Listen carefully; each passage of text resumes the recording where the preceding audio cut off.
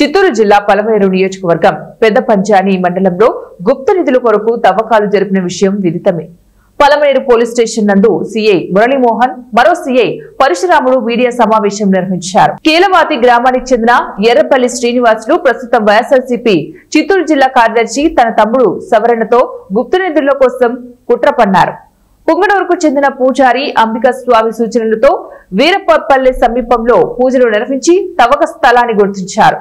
తర్వాత మాజీ పోలీస్ సిబ్బంది వినోద్ కుమార్ ను సంప్రదించి జేసీబీ, వాటర్ స్కానర్ మరియు కొంతమందితో కలిసి అక్టోబర్ 11వ తారీఖున రాత్రి తవ్వకాలు ప్రారంభించారు. ఈ తవ్వకాలపై వచ్చిన సమాచారం మేరకే తమ పోలీస్ బృందాలతో దాడి చేసి 7గురిని అదుపులోకి తీసుకుని జేసీబీ యంత్రం, కారు, 4 బైకులు స్వాధీనం చేసుకోవడం జరిగిందన్నారు. పలమనేరు మండలం కెరవాతికు చెందిన శ్రీనివాసులు, చెన్నైకు చెందిన శరవణ, పొంగనూరు మండలం బండ్లపల్లికు చెందిన శ్రీనివాసులు, ప్రకాష్, శ్రీనివాస్ రెడ్డి, తవడంపల్లి మండలానికి సిద్దంపల్లికి చెందినటువంటి రమేష్, కలిగిరి మండలం బండకిందపల్లికి చెందిన సునీల్ ను అదుపులోకి తీసుకుని కేసు నమోదు చేసి రిమాండ్ కు తరలించినట్లు తెలిపారు. తప్పించుకున్న మరో 5 మంది కోసం గాలింపు చర్యలు చేపట్టినట్లు వారు తెలిపారు. మనం అనాగరికంగా ఎంతో బంగారు అయితేనేమి ఇతర లోహాలకు సంబంధించి అప్పట్లో ఎక్కడో దాచి ఉన్నారని చెప్పేసి మనకు తెలుస్తుంది. అలాంటివి ఏవైనా ఉంటే మా దృష్టికి కానీ లేదా ఆర్కియాలజీ డిపార్ట్మెంట్ వాళ్ళ దృష్టికి తీసుకుని వస్తే అవి ప్రభుత్వ ఆధ్వర్యంలో కూడా తీసే అవకాశం ఉంది. అనవసరంగా దాన్ని మన సంపదను, మన వారసత్వ సంపదను అందరిదిగా భావించేసి మన గవర్నమెంట్ పురావస్తు శాఖ వారి ద్వారా చేపిస్తే బాగుంటుంది. ఇలాంటివి ఏదైనా దొంగతనాలు ప్రయత్నిస్తే మళ్ళీ కూడా మాకు ఇన్ఫర్మేషన్ ఇస్తే ఖచ్చితంగా కఠినమైన చర్యలు తీసుకుంటాం. చాలామంది అనుకుంటున్నారు భూమిలో ఏది దొరికినా కూడా అది ప్రభుత్వ స్వాధీనమే అవుతుంది. భూమిలోని వస్తువు ఏదైనా సరే అది ప్రభుత్వానికి స్వాధీనం చేయడం మనందరి బాధ్యత. సో మీడియా మిత్రుల ద్వారా అందరూ తెలియజేస్తున్నాం. ఇలాంటి ఏదైనా దొరికినా లేదా ఎవరైనా దాన్ని తవ్వడానికి ప్రయత్నించినా కూడా పోలీసు వారు తెలియజేయండి. మనకు ఈ వారసత్వ పరంగా మన భారతదేశం యొక్క సంపదను కాపాడేది పురావస్తు శాఖ అని చెప్పేసి మన గవర్నమెంట్ తరఫున ఉంది.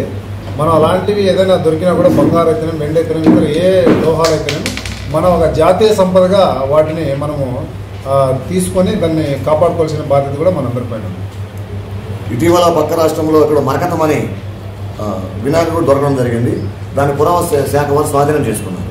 సో భూమిలో కానీ మన విలువైన సంపద ఏదైనా సరే దొరికినట్లయితే తప్పనిసరిగా ప్రజలందరూ అది పోలీసు వారికి పురావస్తు శాఖకు అప్పగించినట్లయితే పరిశోధన చేసి దాని ద్వారా మన కొత్త చరిత్ర మంది చిత్తూరు చేసినటువంటి వెంకటేష్ వీళ్ళందరూ కూడా గుప్త నిధుల కోసం అక్కడ తవ్వకాలు జరిపి గుమ్ముకూడి అక్కడ కూర్చొని ఉన్నారు. సిబ్బంది సహాయంతో వాళ్ళందరినీ పట్టుకొని ఈ గుప్త తవ్వకాల కోసం వినియోగించేటువంటి జేసీబీని మరియు వీరు నేరానికి వాడినటువంటి వాహనాలు, ఒక కారుని, 4 మోటార్ సైకిల్ని మరియు పూజా సామగ్రిని అంతా స్వాధీనం చేసుకోవడం జరిగింది. దీనిలో ఎర్రపల్లి శ్రీనివాసుల పైన ఇదివరకే పంజాని పోలీస్ స్టేషన్ రౌడీ షీట్ కూడా ఓపెన్ చేయడం జరిగింది. ఇతను వైఎస్ఆర్సీపీ జిల్లా ఎస్సీ కార్యదర్శిగా కూడా ప్రస్తుతం పనిచేస్తూ ఉన్నారు. దీనిలో శ్రీను మరియు శరణ ఇద్దరు అన్నదమ్ములు. వాళ్ళు ఈ గ్యాంగ్ అందరినీ ఒక ప్లాన్ ప్రకారం సుమారు 5 నెలలుగా ఈ ఎవరైతే ఉన్నారో బండపల్లి వాస్తవ్యులు, పొంగనూరు వీళ్ళందరినీ ఒక గ్యాంగ్ లాగా తయారు చేసి ఈ గుప్త నిధులు తీయడానికి వీళ్ళే ప్రధాన పాత్ర పోషించారు. అంతేకాకుండా వీళ్ళందరూ అక్కడే ఈ గంపకొండపాలెం నుంచి సుమారు 20 లీటర్ల దాకా సారాయి తీసుకొని వచ్చి అక్కడ తాగుతూ ఉన్నారు. ఆ సారాయి కూడా స్వాధీనం చేసుకోవడం జరిగింది.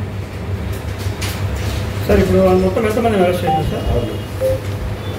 మొత్తం ఇప్పటి వరకు 7 మందిని అరెస్ట్ చేయడం జరిగింది. దీంట్లో ఒక 4 దొరకాల్సి ఉంది. సార్ గుప్త నిధులు ఏమైనా దొరికిన ఆనవాళ్ళు ఏమైనా? గుప్త నిధులు అక్కడేం దొరకలేదు. కాకపోతే దానికోసం సుమారుగా గుంతలు తీసి పూజలు చేసి తర్వాత ఈ పక్షుల బలి కోసం ఒక కోడిని ఇవన్నీ కూడా అక్కడ ఏర్పాటు చేయడం జరిగింది. సార్ గుప్త నిధులు తొలగినట్టు సార్ ప్లేస్ సొంత ప్లేస్ లేదా గవర్నమెంట్ ప్లేస్ సార్?